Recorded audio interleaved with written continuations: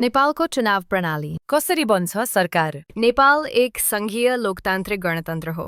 यहाँ सत्ता जनताबाट सुरु हुन्छ, मतबाट। नेपालको संघीय संसद 2 सदनबाट बनेको छ, प्रतिनिधि सभा, राष्ट्रिय सभा। हामी मुख्य रूपमा प्रतिनिधि सभाको चुनाव प्रणाली बुझ्छौं, किनकि सरकार यहीबाट बन्छ। नेपालको प्रतिनिधि सभामा कुल 275 सिट हुन्छन्। यी सिट 2 फरक प्रणालीबाट भरिन्छन्।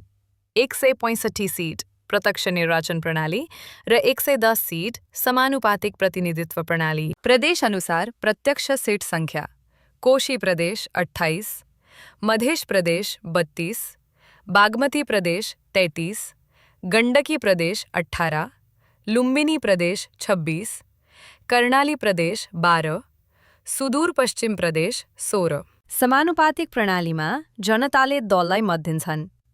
पार्टीले पाएको कुल मतको अनुपात अनुसार सांसद सिफारिस गर्छ। यहाँ संविधानले अनिवार्य गरेको छ महिला, दलित, जनजाति, मधेसी, थारू, मुस्लिम, पिछडिएको वर्गको समावेश। मतदान दिन मतदाताले 2 वटा मत हाल्छन्, एउटा उम्मेदवारका लागि, अर्को दलका लागि। यसरी एउटै मतदाताले सिधै नेता छान्छ र सिस्टममा सन्तुलन पनि राख्छ।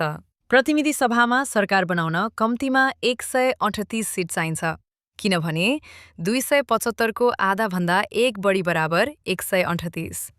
यदि कुनै दलले एक्लै 138 सिट ल्यायो भने एकदलीय सरकार। 138 नपुग्दा दलहरू गठबन्धन गर्छन्, आज प्रतिद्वन्दी, भोलि साझेदार। यही कारण नेपालको राजनीति अस्थिर देखिन्छ। चुनाव भनेको एक दिनको प्रक्रिया होइन, यो सरकारको दिशा, नीतिको भविष्य, युवाको रोजगारी, देशको स्थिरता निर्धारण गर्ने निर्णय हो। गलत छनोट 5 वर्षको असर। मत सानो देखिन्छ, तर त्यही मतले 138 बनाउँछ। 138 ले सरकार बनाउँछ, सरकारले देश चलाउँछ। त्यसैले मत हाल्नु, तर सोचेर हाल्नु। भिडियो मन परे शेयर गर्नुहोस् र यस्तै जानकारीका लागि च्यानल सब्स्क्राइब गर्नुहोस्।